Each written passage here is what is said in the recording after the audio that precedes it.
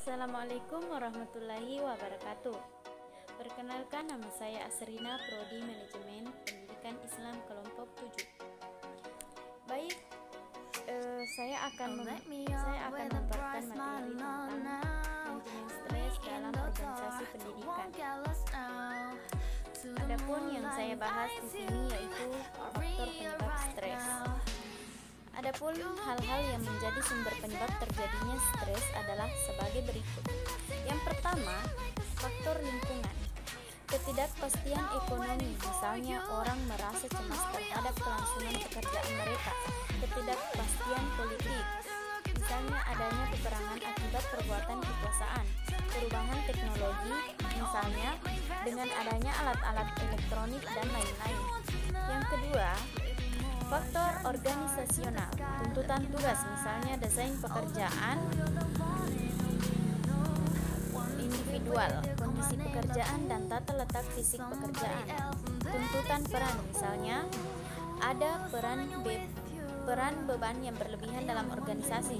Tuntutan antar personal, misalnya tidak adanya dukungan dari pihak tertentu atau terjalin hubungan yang buruk. Yang ketiga, faktor personal, persoalan keluarga, misalnya kesulitan dalam mencari nafkah dan retaknya hubungan keluarga. Persoalan ekonomi, misalnya apa yang dimilikinya tidak memenuhi apa yang didambakan berasal dari kepribadiannya sendiri. Ada 5 konsekuensi dampak stres yang potensial. Yang pertama, dampak subjektif. Kecemasan, agresi, kebosanan, depresi, keletihan, frustasi, kehilangan kesabaran, rendah diri, gugup, dan merasa kesepian.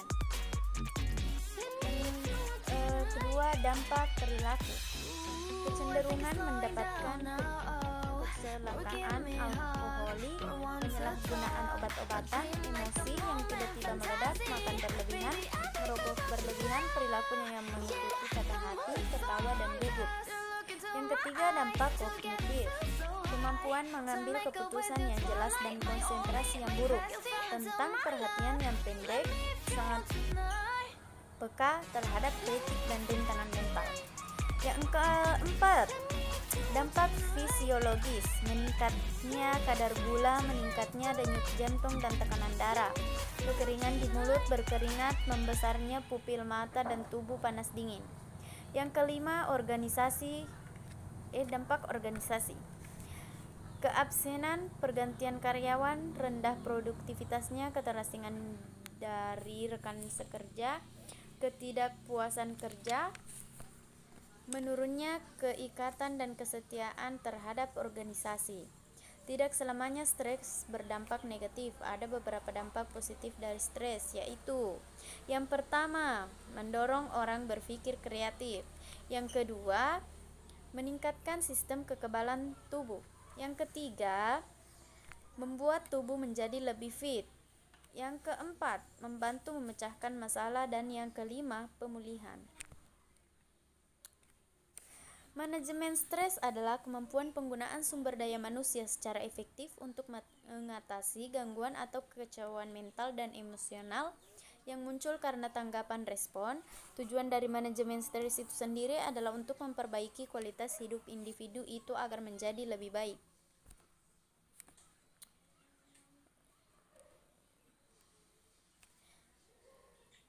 Pendekatan individual. Penerapan manajemen waktu, pengaturan waktu yang sangat tepat akan menjamin seorang akan menjadi stres.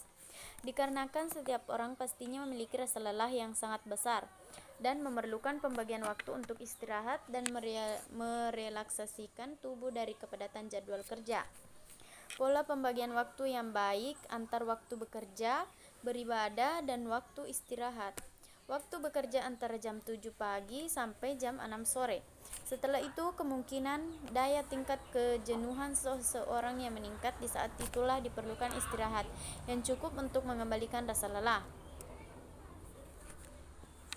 Cenderung memformulasi struktur birokratik yang tinggi yang menyertakan infleksibel ini dapat membawa stres kerja yang sungguh-sungguh.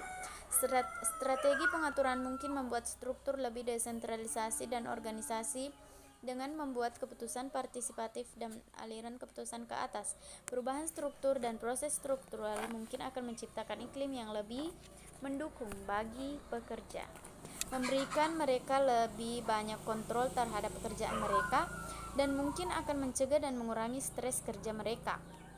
Adanya penyeleksian personel dan penempatan kerja yang lebih baik, pada dasarnya kemampuan ilmu atau lainnya, penempatan kerja yang sesuai dengan keahlian sangat menunjang sekali terselesaikannya suatu pekerjaan.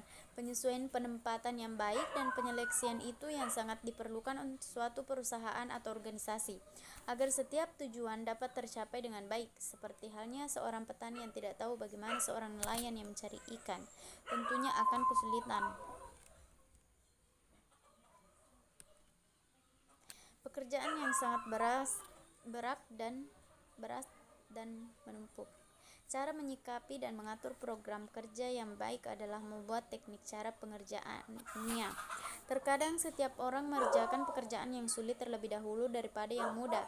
Seseorang akan terasa malas dan enggan untuk mengerjakan pekerjaannya. Ketika melihat tugas yang sudah menumpuk, maka akan timbul stres. Strategi yang dilakukan adalah melakukan penyusunan pekerjaan yang mudah terlebih dahulu atau pekerjaan yang dapat dikerjakan terlebih dahulu. Sedikit demi sedikit pekerjaan yang menumpuk pun akan terselesaikan. Dengan kata lain, stres pun bisa dihindari dan bisa dikurangi.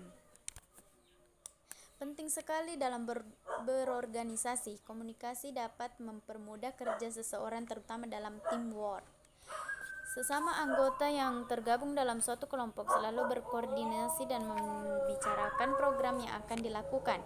Komunikasinya pun harus baik dan benar. Perbedaan cara koordinasi dan instruksi ke atasan maupun bawahan.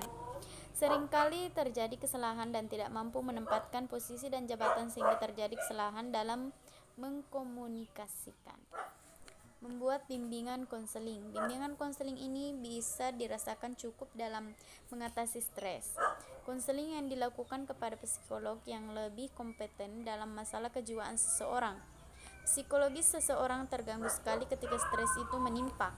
Rasa yang tidak tahan dan ingin keluar dari tekanan-tekanan yang dirasa tentunya akan menambah rasa stres yang dihadapinya. Itulah tadi pemaparan materi dari saya. Cukup sekian. Wassalamualaikum warahmatullahi wabarakatuh.